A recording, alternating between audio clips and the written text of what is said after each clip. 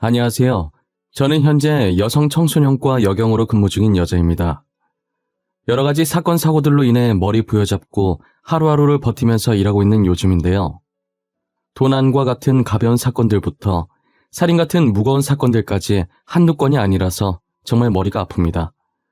가뜩이나 저와 아무 상관도 없는 타인으로 인해 하루도 조용할 날 없는 시끄러운 세상에서 제 문제까지 겹치게 되니 한동안은 정말 제정신이 아니었던 것 같아요. 제게도 조용할 틈 없는 이 세상만큼이나 복잡하게 얽힌 가정사가 있어요. 예전엔 학교 다닐 땐 친구들한테 제 가정사를 말하면 저는 아무렇지도 않았는데 제 얘기를 들은 친구들은 저를 불쌍한 눈으로 봐서 그 뒤로는 말을 잘 안 하게 되더라고요. 하지만 요즘은 제 가정사를 말해도 불쌍한 눈으로 보지 않는 거예요. 오히려 어머니가 두 분이나 계셔서 좋겠다는 말을 자주 들었죠. 지금부터 여러분들께도 왜 저희 어머니가 두 분이 되었는지 그 사연을 차근차근 들려드리려고 해요. 저는 다른 친구들과 다른 삶을 살아오면서 친부모님에 대한 기억이 단 하나도 없었고 가족이라는 기억 자체가 중학생 때부터 만들어지기 시작했어요. 예상하신 분들도 있겠지만 저는 기억조차 없던 아주 어릴 때부터 보육원에서 살았었어요. 부모님이 버린 건지 돌아가신 건지 모른 채 보육원에 있던 언니 오빠들과 함께 살아왔어요. 그러다 언니 오빠들도 하나씩 입양을 가거나 성인이 되어 독립을 하면서 제가 맏언니가 될 때까지 있었죠. 저는 좋은 양부모님을 만나 입양을 가는 언니 오빠들을 많이 부러워했어요. 사실 저도 8살 땐가 9살 때쯤 다른 집에 입양을 한번 갈 뻔했었다가 양부모님이 저를 데리고 가기도 전에 파양을 당하는 바람에 다시 무산된 적이 있었어요. 불임인 줄 알고 저를 입양하려고 했는데 뱃속에 아이가 있었다고 하더라고요. 어린 나이였지만 이번 생은 부모가 없는 생이구나 라고 생각하면서 일찍부터 체념을 했던 것 같아요. 그렇게 파양당하고 며칠 뒤 한 아주머니께서 저희 보육원에 봉사를 오신 거예요. 책과 연필 같은 학용품들을 나눠주셨고 가끔 시간 나실 때 저희 보육원 청소도 해주시던 분이셨어요. 저는 낯가림이 심한 성격이라 또래 아이들이든 어른이든 구분할 것 없이 먼저 못 다가갔었어요. 친해지면 활발해지지만 사람을 못 믿어서 친해지는 데까지 시간이 꽤나 많이 걸리는 편이에요. 처음 그 아주머니를 봤을 때도 구석에 박혀서 눈치만 보고 있었죠. 아주머니는 제게 다가와 계속해서 말 걸어주시는데 이상하게 그 아주머니와 있으면 하나도 안 어색하고 심지어 편하다라는 생각까지 들 정도로 친근하신 분이셨어요. 매주 봉사를 오시면서 가끔 저만 따로 조용히 부르시더니 자신의 품에 숨겨둔 맛있는 걸 주시곤 했어요. 자기 딸같이 느껴진다면서 늘 저한테만 맛있는 간식이나 이쁘고 좋은 것들을 종종 주셨죠. 아주머니는 제가 자기 딸인 것처럼 정말 잘 챙겨주셨어요. 그래서 종종 학교에 있었던 일이나 보육원 언니 오빠들이랑 행복했던 추억들을 아주머니께 말하면서 같이 울고 웃고 했던 것 같아요. 저는 이야기 나누는 것이 좋아서 매주 아주머니 오는 시간만 기다렸어요. 그러다 중학생이 된 지 얼마 안 되었을 때 아주머니와 이별을 하게 된 거예요. 여느 때처럼 아주머니를 기다리고 있었는데 보육원 원장님께서 저를 부르시더라고요. 원장님은 한 손엔 제 가방을 들고 다른 한 손으론 제 손을 잡으며 원장실로 향했어요. 원장실 문이 열리고 처음 보는 아주머니 아저씨가 활짝 웃으면서 저를 반겨주시더라고요. 앞으로 저의 어머니 아버지가 되어주실 분이라고 소개하면서요.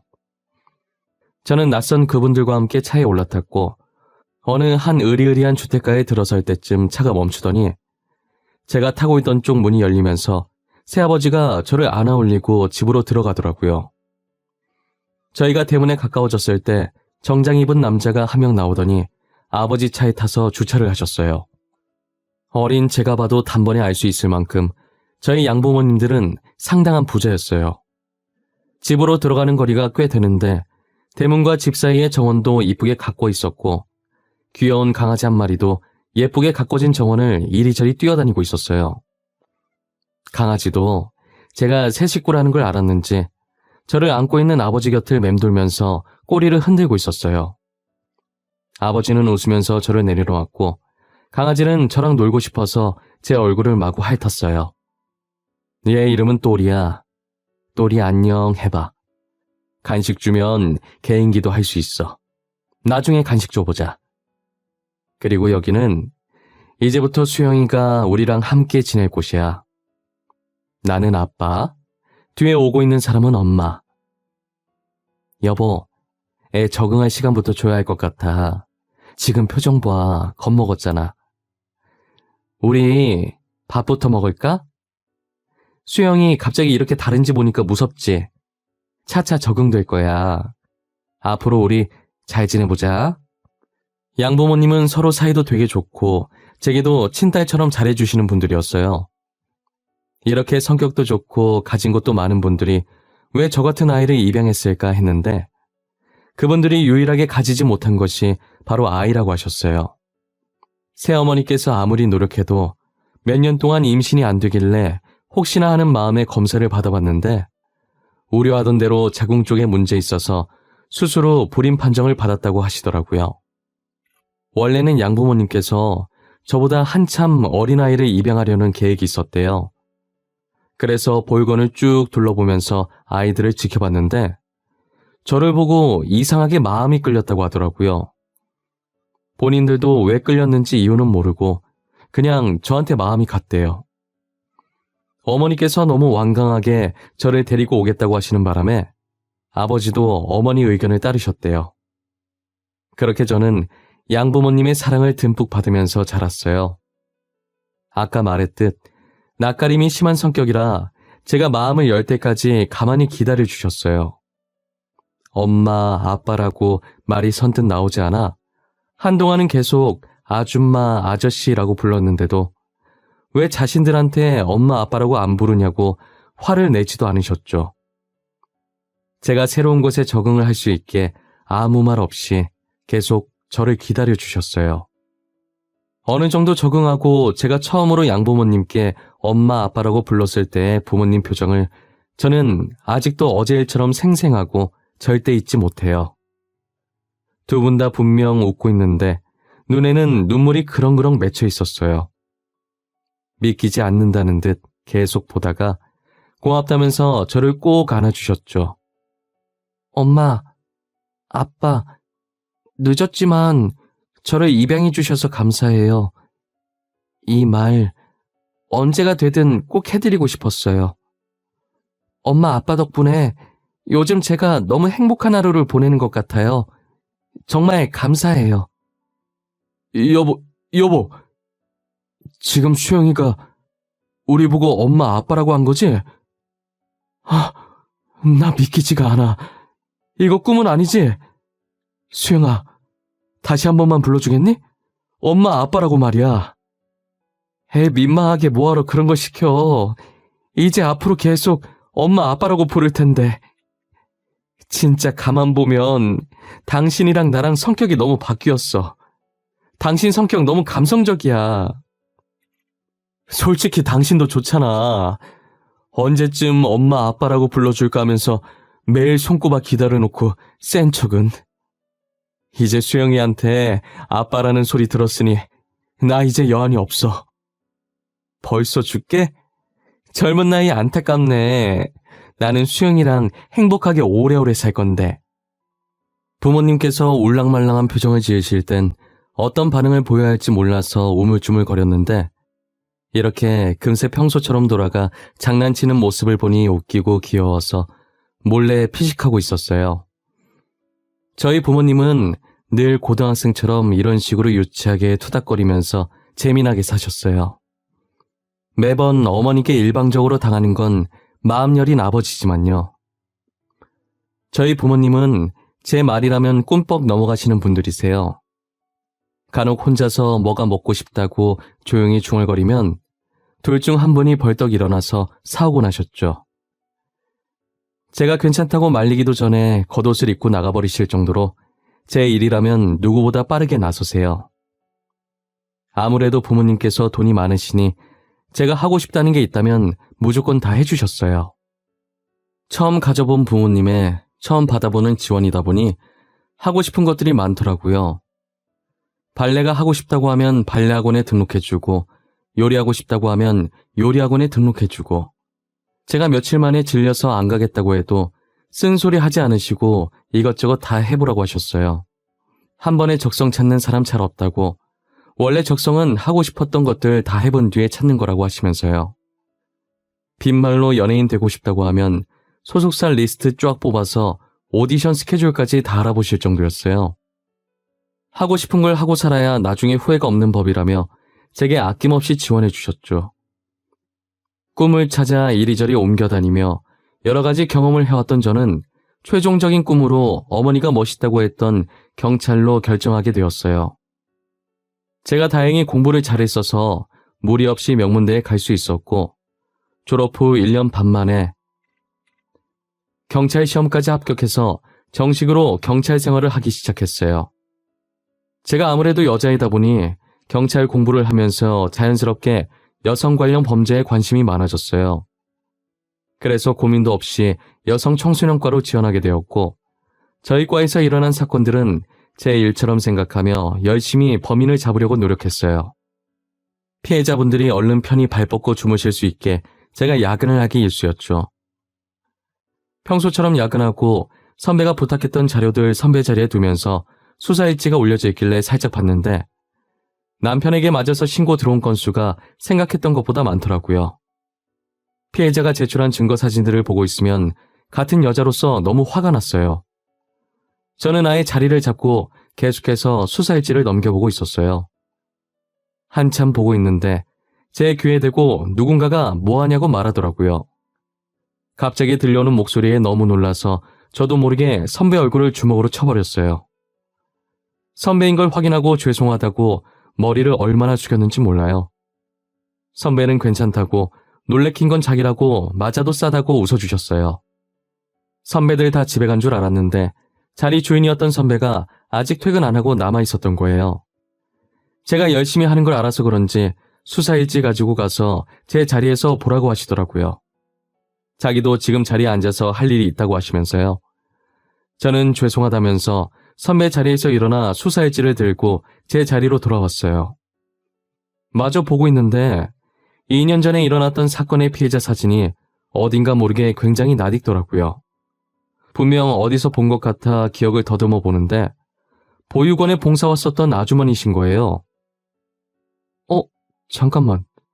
이분이 왜 여기에 있지? 분명히 아주머니 맞는데? 너 뭐 보고 그렇게 놀라는 거냐? 왜 혼자서 궁시렁궁시렁거려? 아, 이거? 왜? 혹시 네가 아는 사람이야? 피해자, 가해자 둘 중 누구라는데? 피해자요. 예전에 제가 알고 지내던 아주머니시거든요. 근데 이분이 왜 여기 있어요? 가해자한테 어떤 식으로든 피해를 받았으니까 여기에 있는 거겠지? 다른 분들이랑 똑같아. 가해자인 남편은 지금 교도소에 가 있고, 이분도 참 딱하신 분이야. 참 착하신 분이셨는데 집에서는 왜 이런 대우를 받고 계신 건지. 언젠간 아주머니를 다시 만나고 싶다는 생각을 종종 한 적이 있긴 하지만 이렇게 마주할 줄은 몰랐어요.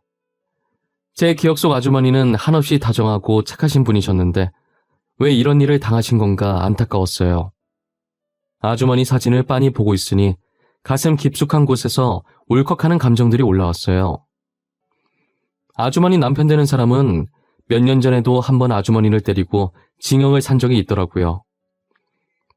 진술한 것 보니 출소하고 얼마 안 돼서 아주머니를 보니 괘씸한 마음에 또 손이 올라갔던 것 같아요. 결국 아주머니 남편은 이렇게 주민들의 신고로 또다시 징역을 사게 되었고요. 출소일이 언제인지 보니까 얼마 안 남아서 혹시나 또 이런 일을 당하시게 될까 걱정이었어요. 저는 한 달 동안 야근에 찌들어 있다가 오랜만에 정시 퇴근하고 집에 가는 길이었어요. 정말 간만에 정시 퇴근이라 신나서 손을 바지주머니에 꽂고 콧노래를 부르며 가고 있었어요.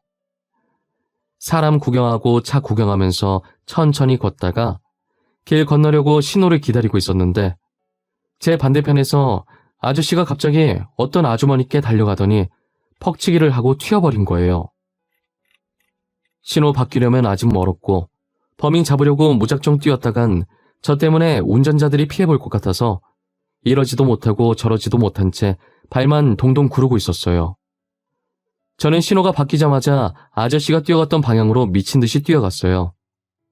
사건 현장이 멀리 있었고 신호 바뀌는 동안 아저씨가 자취를 감춰버려서 도저히 잡을 수가 없었어요. 저는 다시 현장으로 돌아와서 119에 전화를 했고 아주머니 상태를 살폈어요. 머리 쪽에서 피가 나길래 얼마나 다쳤는지 상태 확인하면서 아주머니 얼굴을 봤는데 제가 있던 보육원에 봉사 오시는 그 아주머니신 거예요. 얼굴을 확인하는 순간 너무 놀라서 정신이 멍해지더니 머리가 새하얘지더라고요. 그때 갑자기 아주머니의 사건 일지가 생각났고 아주머니 남편의 출소일이 생각났어요. 휴대폰으로 날짜를 확인해보니 바로 전날 출소를 했더라고요. 저는 아주머니를 이렇게 만든 사람이 남편이라는 걸 본능적으로 직감했어요. 아무런 기척 없는 아주머니의 볼을 살짝 치면서 눈 떠보라고 했지만 머리에 충격을 받아 의식을 완전히 잃으셔서 눈을 뜨실 리가 없었어요. 얼마 지나지 않아 구급차가 도착해서 아주머니를 옮기고 뒤이어 제가 타려고 하자 대원이 제지하길래 경찰이라고 경찰증을 보여준 후에 같이 동승해서 병원으로 향했어요. 제가 환자분 상태를 쭉 봤는데요. 혹시 같이 오신 분은 신희경 환자분 보호자신가요? 아니요, 보호자는 아니고 사건 현장을 목격한 목격자이자 경찰입니다. 제가 보호자께 상태 전달할 테니 환자 지금 어떤지 저한테 말씀해 주실 수 있을까요? 눈으로 봤을 땐 심각한 정도는 아니고요. 머리도 크게 다치지 않아서 걱정할 정도는 아니긴 한데 혹시 모르니 정밀검사를 받아보시는 게 어떨까 싶네요. 입원 수속 밟고 오시면 바로 진행하도록 하겠습니다. 그럼 제가 바로 입원 수속 밟을 테니 정밀검사 좀 부탁드릴게요. 감사합니다. 의사가 겉눈으로 봤을 땐 심하게 다친 것 같진 않아 보인다며 혹시 모르니 정밀검사를 하자고 하더라고요. 일단 알겠다고 하고 입원 수속을 하려고 아주머니 겉옷주머니에 있던 지갑을 들고 와서 데스크로 갔어요. 저는 지갑에서 아주머니의 주민등록증을 꺼내서 간호사분께 드렸어요. 그런데 주민등록증을 꺼냄과 동시에 낡은 사진 한 장이 같이 떨어지더라고요. 뒷면이 위로 가게 떨어져 있었는데 삐뚤빼뚤한 글자가 한 줄 적혀 있었어요. 주워서 보니 사랑하는 딸과 처음으로 찍은 사진이라고 적혀 있더라고요. 저는 다시 지갑에 넣어드리려고 아무 생각 없이 사진을 앞면으로 돌렸어요. 주민등록증에 있던 자리에 그대로 다시 넣고 있는데 사진 속에 있는 아이의 얼굴이 눈에 들어오더라고요. 아이의 얼굴을 보고 지갑을 떨어뜨리면서 저도 모르게 짧게 소리를 지르고 양손으로 입을 막았어요. 제 목소리에 놀란 주변 사람들은 다 저를 쳐다봤고 저는 눈치를 보면서 다시 지갑을 주워들었어요. 떨리는 손으로 사진을 다시 봤는데 눈 비비고 다시 봐도 사진 속에 웃고 있는 아이는 저더라고요. 아주머니와 친해지고 나서 둘이서 산책하면서 보육원 근처에 핀 벚꽃을 구경하다가 자신과 사진 한 장만 같이 찍어줄 수 있냐고 하길래 흔쾌히 알겠다고 하고 찍어줬던 사진이거든요. 저는 다시 글씨가 적혀있는 뒷면으로 돌려서 사랑하는 딸이라는 글자를 손가락으로 매만졌어요. 그러니까 정리하면 사진 속에 있는 사람은 저와 아주머니이고 아주머니가 사랑하는 딸과 찍은 사진인데 거기에 제가 있으니 제가 아주머니의 딸이라는 말이잖아요. 기억에도 없는 제 친모모님 중 한 분이 아주머니였다는 게 믿기지 않았어요. 아주머니가 제 친모라고 하니 보육원에서 저만 이뻐했던 게 납득이 되더라고요. 맛있는 거나 좋은 게 있으면 저를 주려고 숨겨놓던 아주머니의 행동이 이제야 이해가 갔어요. 저는 단순하게 제가 아주머니 눈엔 예뻐 보여서 그런 건 줄 알았는데 자신의 딸이라서 그랬던 것이었어요. 아주머니께서 제게 했던 행동은 어느 정도 이해가 됐는데 왜 저를 다시 데리고 가지 않고 봉사자로 제 옆에 계속 맴돌았는지는 이해가 되질 않더라고요. 분명 제가 자신의 딸인 걸 알고 그렇게 행동했을 것 아니에요. 사진 뒷면에도 떡하니 사랑하는 딸이라고 적혀 있으니 말이에요. 저는 돈이 없어도 잘 집이 없어도 부모님만 있으면 행복할 것 같다고 늘 생각했었거든요. 하지만 아주머니를 원망한 것도 잠시였고 지금 상황을 보니 왜 저를 못 데리고 갔는지 알 것도 같았어요. 저는 아주머니가 누워 계신 병실에 앉아 한숨을 쉬면서 사진을 계속 뚫어져라 보고 있는데 의사가 다시 들어와서 검사 결과를 말해주시더라고요. 검사를 다 해봤는데 다행히 머리에 살짝 찢어진 것 외엔 아무런 이상이 없네요. 아마 곧 있으면 의식을 차리실 겁니다. 그래도 혹시 모르니 며칠 입원하면서 경과를 지켜보도록 하죠. 진짜 아무런 이상이 없는 건가요? 감사합니다. 정말 감사합니다. 아주머니, 일어나 보세요. 언제까지 주무실 거예요? 걱정되게. 아주머니. 수영아, 우리 수영이 평소엔 꿈에 나오라고 해도 잘 안 나오더니 엄마 아프니까 이렇게 꿈에 나온 거야? 우리 딸 때문이라도 정신 차려야겠네. 아주머니는 의사가 나가고 얼마 안 지나서 바로 눈을 뜨셨고 바로 저를 알아보시더라고요. 살이 많이 빠져서 그때랑 얼굴이 조금 바뀌었는데도 핏줄이라 그런지 한 번에 알아보셨어요. 아직은 정신이 완전히 돌아온 게 아니라서 꿈인 줄만 알고 계시더라고요. 힘이 없어서 제대로 들지도 못하는 팔을 뻗어서 제 얼굴을 매만지며 딸이라고 말하는 거예요. 그러더니 다시 눈을 감으시는데 이상한 감정이 들어서 그대로 병실을 나와버렸어요. 자판기에 음료수를 하나 뽑아 들고 복도 의자에 앉아 머리를 벽에 기대 천장만 빤히 바라보고 있었어요. 나를 이뻐해주던 아주머니를 이런 상황에 다시 만난 것도 당황스러운데 게다가 그분이 제 친어머니라니 머릿속이 너무 복잡했어요. 저는 음료수를 비우고 차마 아주머니 병실에 다시 들어가지 못하고 곧장 집으로 갔어요. 그날 잠을 어떻게 잤는지도 모를 정도로 한참을 설치다가 겨우 잠들었어요. 음료수를 한 박스 사들고 다시 아주머니 병실을 찾았어요. 제가 경찰이 된 이후로 뭐든 확실하게 하고 넘어가야 하는 성격으로 바뀌어버려서 아주머니께 직접 사실을 확인받고 싶었어요.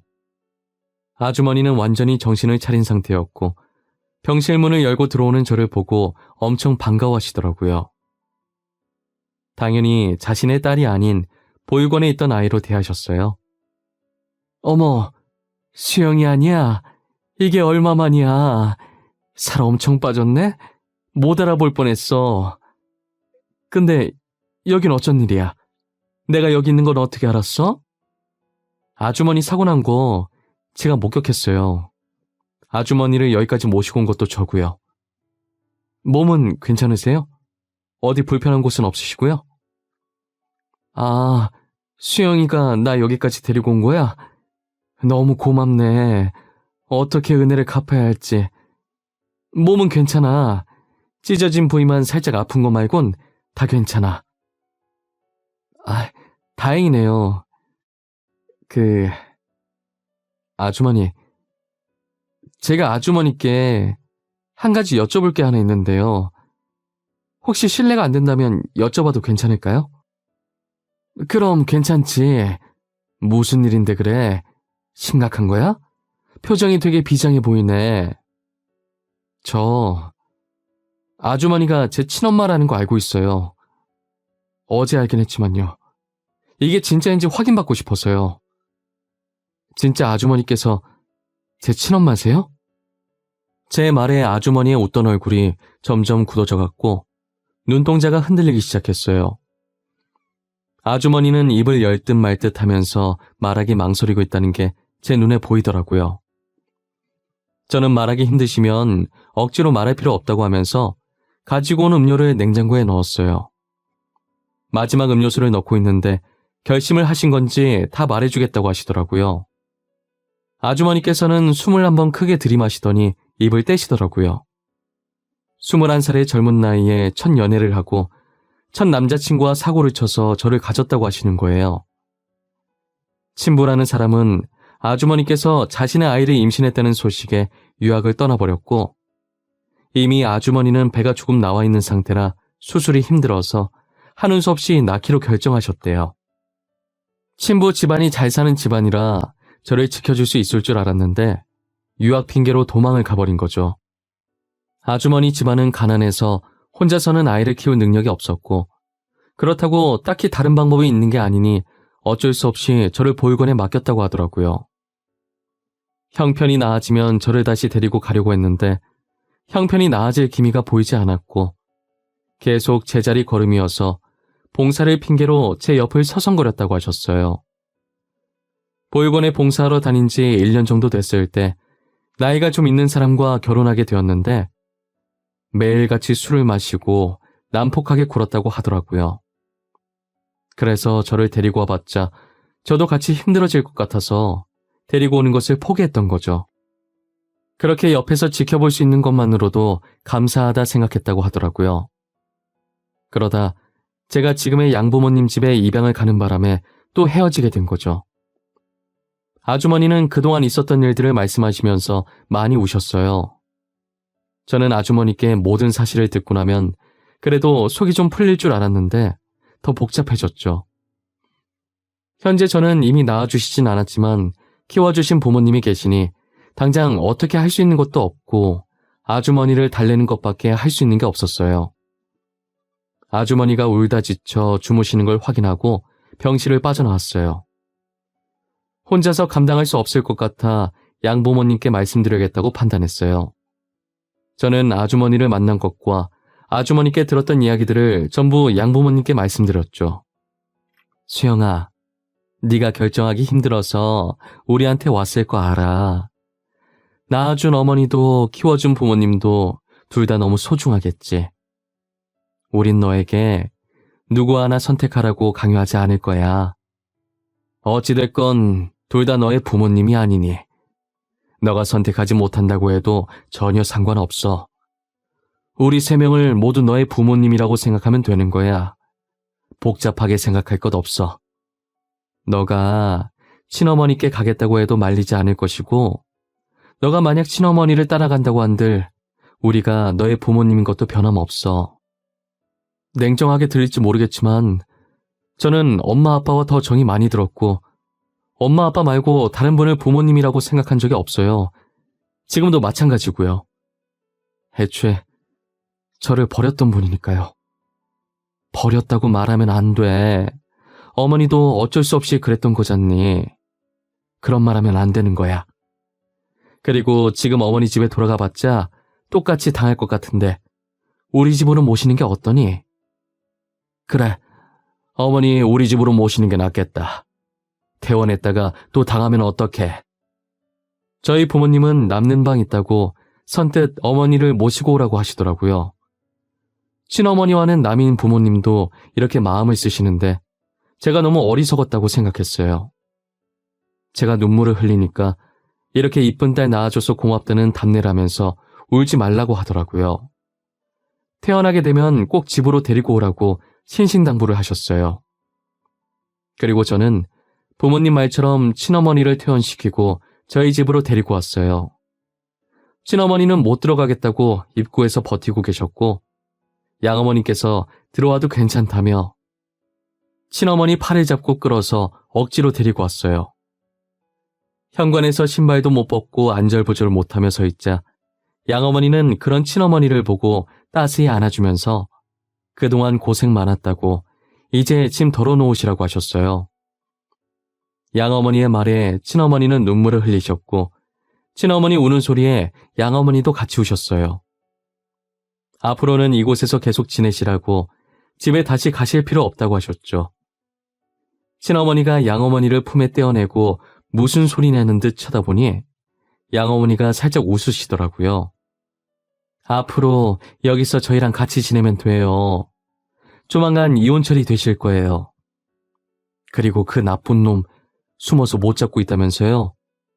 그놈 어디 있는지 저희 남편이 찾았어요. 곧 잡힐 거예요. 아니 어떻게... 너무 감사해서 어떡해요. 이 은혜를 어떻게 갚아야 할지. 이미 충분히 갚으셨어요. 저희 이쁜 딸 낳아주신 것만으로도 너무 감사하죠.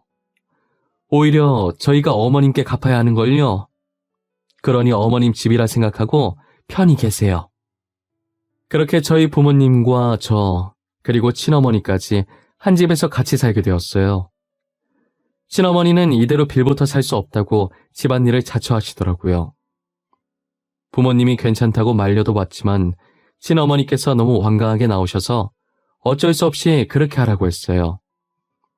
그렇게라도 해야 마음이 편하시겠다면 말리지 않겠다고 하시면서요. 그래도 친어머니 몰래 어머니께서 집안일 몰래 해주시고 계세요. 친어머니 그렇게 만든 나쁜 놈도 잡아서 이혼시키고 교도소에 넣었고요. 아마 저희 부모님이 없었다면 친어머니는 여전히 나쁜 놈한테 다 하고 있었을 거예요. 저도 그놈 찾아다니느라 똥줄 빠졌을 거고요. 이제 정말 모든 것이 끝난 것 같아요. 저희는 지금 4명이서 한 가족처럼 잘 지내고 있어요. 부모님도 친어머니도 제게 정말 잘해주시죠. 어머니가 2명이 계시니 얼마나 든든한지 몰라요. 예전엔 부모님 없다고 불쌍하게 봤던 친구들도 이제 부모님이 3명이라고 부러워하죠. 좋은 게 좋은 거라고 뭐든 좋은 쪽으로 생각하려고 해요. 어차피 부모님들도 서로 잘 지내고 하니까요. 저의 긴 이야기는 여기서 끝을 내보려고 합니다. 만날 사람은 언젠간 만난다고 저는 친어머니를 이렇게 만나게 됐네요. 여러분들도 잃어버렸던 인연이 있으시다면 언젠간 저처럼 다시 만나게 될 날이 올 거예요. 그날까지 늘 희망을 잃지 않고 건강하게 지내셨으면 좋겠습니다.